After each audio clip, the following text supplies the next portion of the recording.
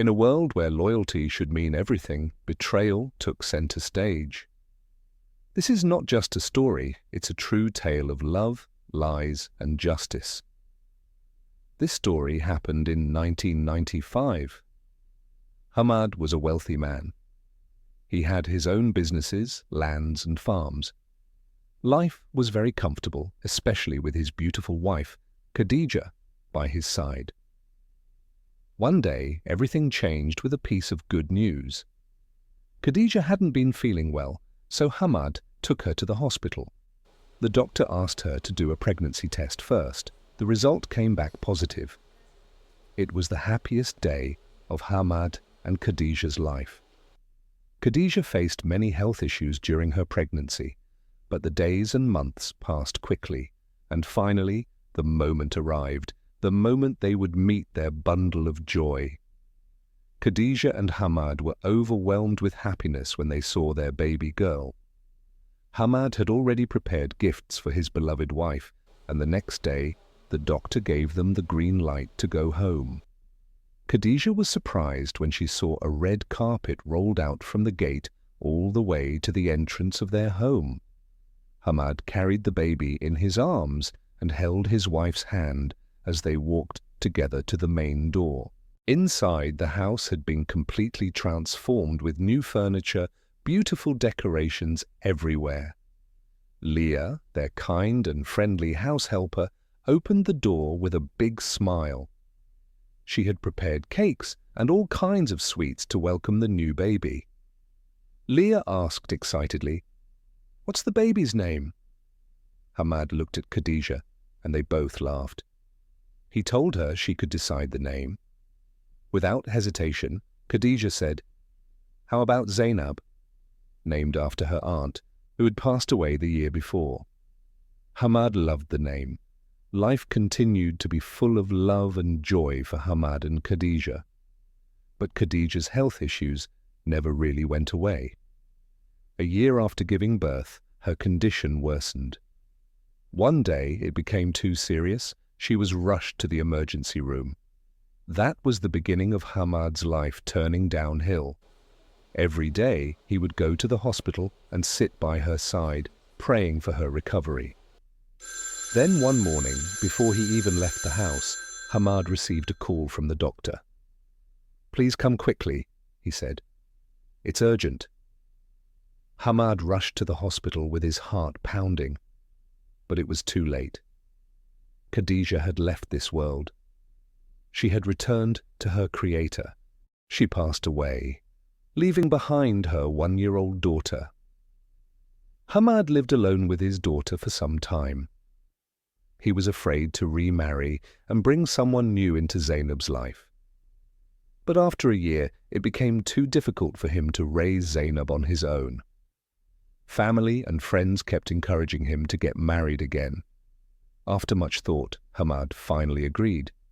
He married a woman named Fatma. Over the next 6 to 7 years, they had more children, Fawaz, Fuad, and Hanan. Unfortunately, Fatma was not kind to Zainab. She raised her own children to dislike Zainab and treated her more like a housemaid than a stepdaughter. Fatma didn't like Zainab at all. She made her do all the housework alone, while her own kids did nothing. Every few days, Zainab had to go to the laundry center with piles of dirty clothes for the whole household. That place was where many neighbors gathered to wash clothes. One day at the laundry center, Zainab met a kind girl named Aisha. They became friends. Years passed. Then Hamad fell seriously ill.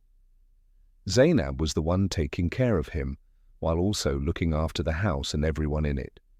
She cooked, cleaned, and did everything, silently and patiently. One morning, Zainab entered her father's room and found him taking his last breaths. A few hours later, he passed away. Zainab was heartbroken. Zainab's days were filled with sadness.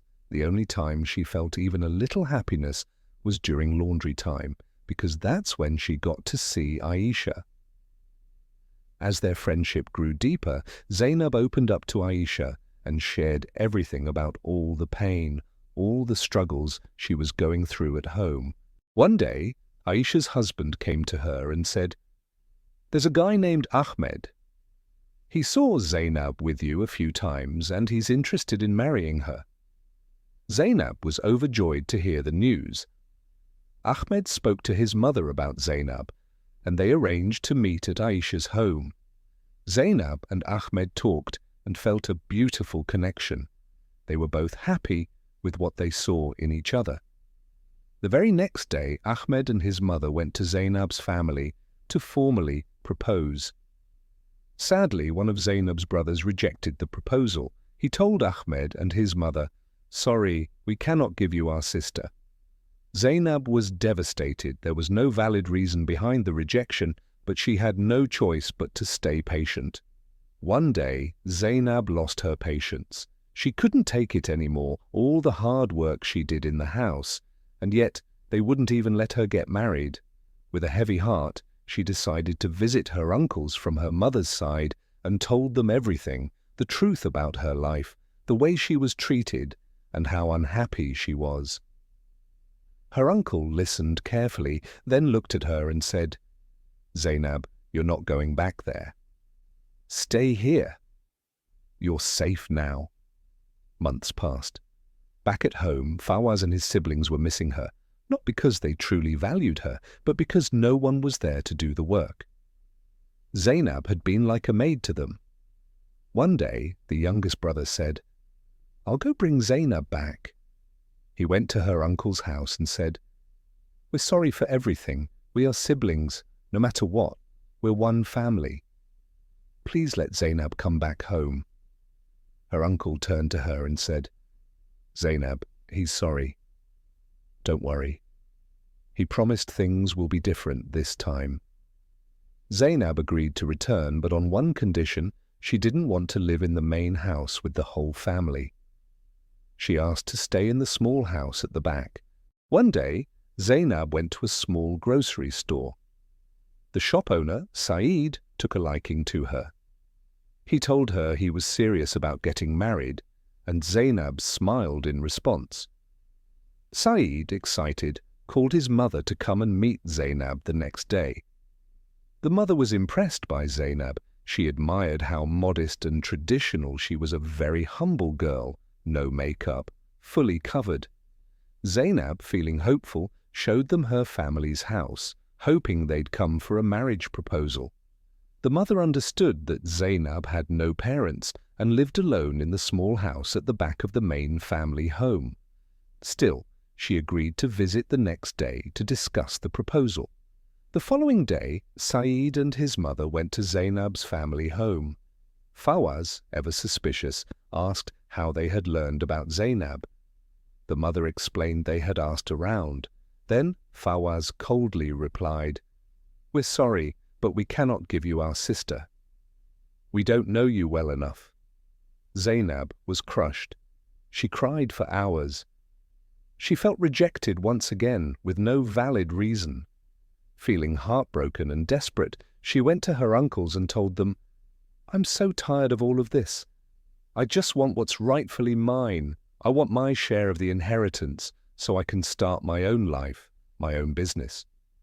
One of the uncles called Fawaz and asked about Zainab's request. Fawaz went quiet for a moment before responding, "Okay, when I'm free, we'll arrange a meeting to discuss it." However, Fawaz and his family had no intention of giving Zainab her rights. They wanted to keep her working in the house with no freedom. They also didn't want her to get married because without her, who would do all the work for them? If she got married, she would likely demand her share of the inheritance, which was a large fortune their father had left behind. Zainab returned to her small home, staying up all night thinking and planning. Days passed, and Fawaz never called back as promised. Instead, he was plotting against her. One day, Fawaz came up with a new idea. He called the uncle and said, "We need to meet. There's a problem. Zainab is having an affair. We saw a man entering her room, the same man whose proposal we rejected." Without asking any further questions, the uncle drove over to their house. He stormed inside and shouted at Zainab. She denied the accusation, crying uncontrollably, but the uncle wouldn't listen. Fawaz, his siblings, and their mother had all agreed on this lie. They made the uncle believe their version of events. In a fit of rage, the uncles beat Zainab badly and disowned her. She cried like a baby, heartbroken by the betrayal. But their cruelty didn't stop there. They went to Saeed's house and beat him as well. Zainab fell sick, unable to leave her small home for several days. She made herbal medicine to ease her pain. Fawaz, ever the tyrant, told her, "From now on, you are not allowed to leave the house except to go to the laundry."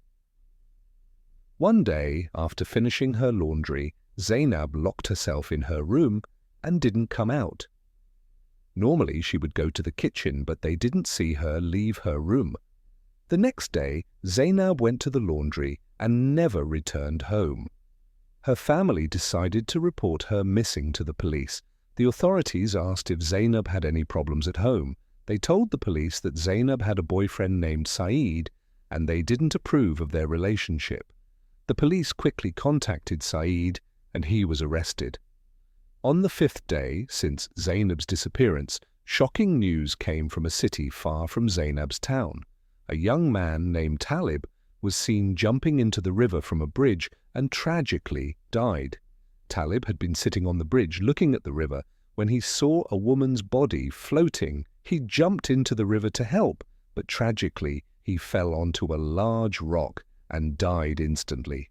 Both Zainab and Talib had passed away.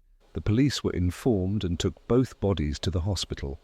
The investigation began to understand what had happened, especially since Zainab's body showed signs of multiple injuries. That evening, Talib's parents went to the police station to report their son missing. They had been searching for him for 2 days. When they saw his body at the hospital, they confirmed it was their son, Talib. They were horrified and worried about what relationship their son might have had with the girl found in the river, so they quickly took Talib's body for burial.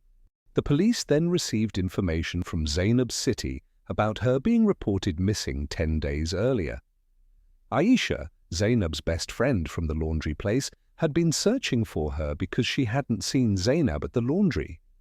Fawaz and his brothers were called by the police, and the news went viral. Aisha learned that Zainab's body had been found in the river.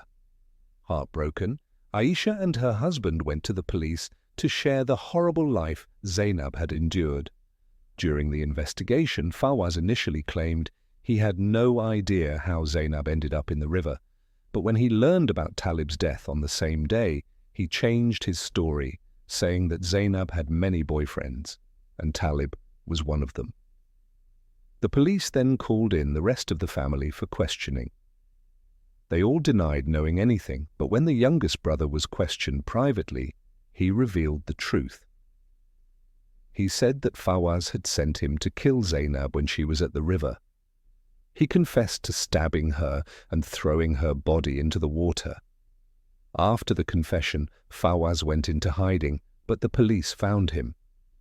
He could no longer deny the truth because his younger brother, Fuad, had revealed everything. Fawaz was sentenced to 15 years in prison, while Fuad received 10 years, but the case didn't end there. What goes around comes around. Talib's parents later learned about the plot to kill Zainab and filed a case seeking compensation for their son's death, as he had died because of Zainab's family's actions. The case went to court, and Fawaz's mother, Faiz, and Hanan were ordered to pay a large amount of money for the following reasons: Talib's death, slandering Zainab, and causing Talib's family immense suffering. They tried to escape to another city, but they were caught and arrested. Their houses, lands, and everything they owned were sold to pay the restitution, and they ended up begging on the streets. Years later, when Fawaz and Fuad were released from prison, they too found themselves begging for survival, paying back for the inhumane treatment they had inflicted on Zainab. This is a true story. Let's learn from it. Know who to bring into your life. Choose your life partner wisely. Get a copy of The Ladder of Love in Marriage and learn how to choose the right spouse and save your marriage. Link in the description.